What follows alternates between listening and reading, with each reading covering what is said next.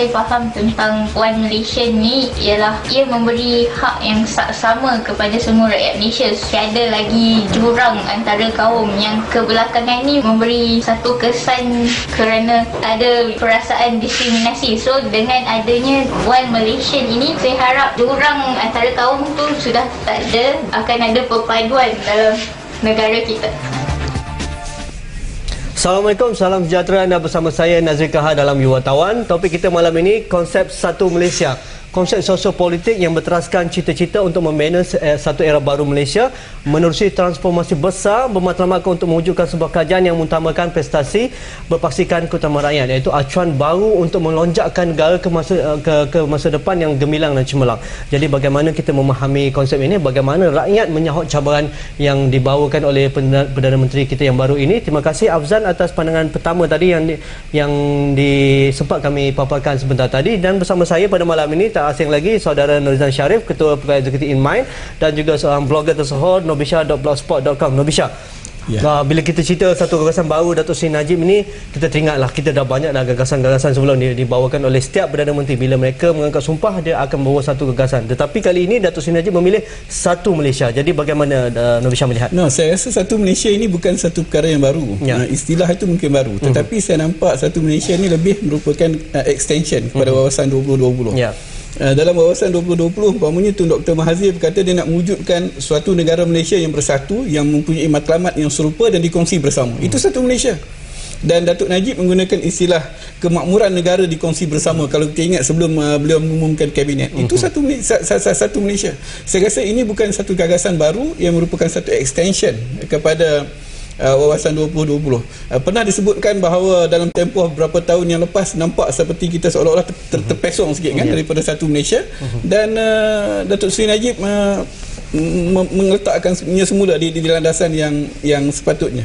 Nilai-nilai itu tercatat dalam website Datuk Seri Najib, www.theonemalaysia.com.my, dan beliau menulis mengenai ciri-ciri apakah itu ciri-ciri Satu Malaysia itu. Anda boleh lihat sendiri dan melalui website yang ada dan terus diupdate oleh Datuk Seri Najib.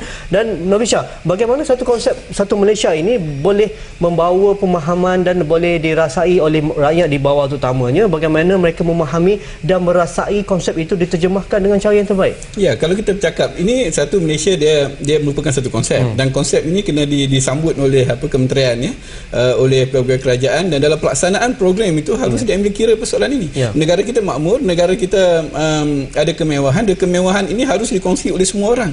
Sebab itu kalau kita bercakap soal stimulus ekonomi sebagai contoh, orang nak melihat stimulus ekonomi itu bukan sekadar angka, tetapi bagaimana dia memberikan kesan kepada pemandu teksi, kepada suri rumah, kepada guru, kepada peniaga goreng pisang. Ini yang penting. Itu cabarannya. Itu cabaran kita. Okey, terus kita bersama pandangan yang dihantarkan oleh saudara Noyati Makmur melalui Facebook kami. Kita saksikan.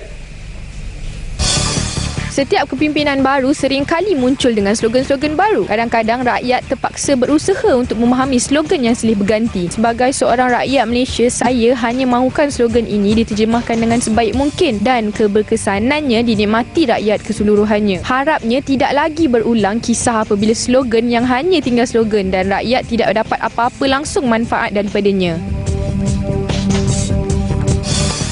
Pada saya, konsep ini perlu mendahulukan kepentingan rakyat tanpa mengambil kira latar belakang masyarakat, agama, bangsa dan profesion. Dengan ini, kepercayaan rakyat terhadap pemimpin ditingkatkan dan prestasi pemimpin dapat dipantau dan dinilai. Semua harus fokus kepada usaha dan pelaksanaan. Tinggalkan dahulu isu hak-hak kaum masing-masing. Perlunya konsep memahami dan tolak ansur sesama kaum. Peluang harus diberikan berlandaskan bakat, sumbangan dan pencapaian. Paling penting, kikis budaya kronisme dan pilih bulu. Akhir sekali, pentadbiran Datuk Seri Najib perlu buktikan apa yang dikempenkan secepat mungkin. Terima kasih Noyati, terima kasih Akmal melalui Facebook dan juga email kami. Noyati kata tadi slogan bukan setakat slogan saja, perlu diterjemahkan dengan sebaik mungkin, dan melalui Akmal tadi bagaimana kita perlu melihat apa juga isu, apa juga pelaksanaannya tidak bertumpu pada setengah kaum, tapi merentasi batas ras, batas bangsa, batas kedudukan ekonomi dan sebagainya. Ya, saya setujulah dengan konsep itu. Yang pertama sekali maksudnya itu yang kita tadi, kekayaan negara ini kita kena kongsi bersama. Susah sama susah, senang sama senang. Kita tak nak wujudkan satu keadaan di mana wujud satu jurang, satu gap yang besar di mana orang yang kaya itu terlalu kaya, yang susah itu terlalu susah. Tapi kalau kita lihat dalam tempoh 50 tahun yang lepas, apa yang berlaku ialah kerajaan telah mampu mewujud kelas menengah yang besar dalam masyarakat. Malaysia, kalau kita bandingkan dengan masyarakat Indonesia, ini berbeza. Ya, di mana jurang itu cukup besar, dan ini adalah dasar-dasar yang saya fikir harus diteruskan lagi. Tetapi apa yang berlaku ialah dalam tempoh 50 tahun itu juga ada yang tercicir. Ini kita kena pastikan dalam satu Malaysia itu yang tercicir itu dibawa bersama. Ini bukan nak tentukan semua orang akan berada di kelompok yang kaya, yang mewah itu, tetapi meletakkan kesemuanya dalam kelas menengah. Bagaimana kita nak mengelakkan budaya kebocoran, tirisan ni, setiap agenda, setiap polisi yang dirangka oleh kerajaan, ada itu yang jadi masalah besar, sistem penyampaian yang tidak sampai ke bawah, dan bagaimana konsep yang digagasan Satu Malaysia ini yang dibawakan oleh Datuk Seri Najib dapat diangkat bersama oleh pelaku-pelakunya, terutamanya Menteri Kabinet dan juga pegawai kerajaan. Sebab itu kita cakap Satu Malaysia, people first kan. So dia berkait tu. Maknanya kalau Satu Malaysia, nak Satu Malaysia yang kemakmuran dikongsi bersama itu, rakyat mesti dulu. Dan kalau rakyat mesti dulu, dan kita akan bercakap performance now, prestasi sekarang.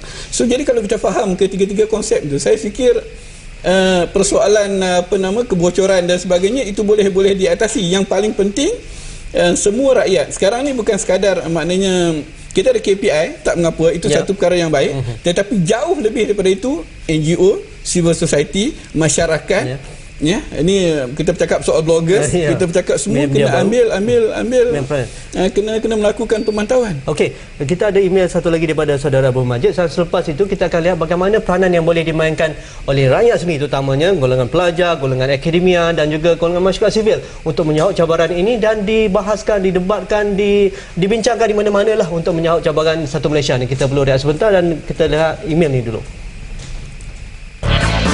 One Malaysia adalah satu wawasan yang ingin memberikan peluang yang sama kepada semua individu di Malaysia. Sebagai contoh, setiap individu itu akan dilayan secara sama walaupun berada dalam status ekonomi yang berbeza. Ia akan mengekalkan hak yang termaktub dalam perlembagaan, cuma ia memberikan ruang yang lebih jelas kepada setiap individu untuk meraih kejayaan dalam hidup. Penerangan yang terperinci harus diberikan kerana ia boleh dimanipulasikan oleh sesetengah pihak yang mana One Malaysia boleh disamakan dengan Malaysian Malaysia.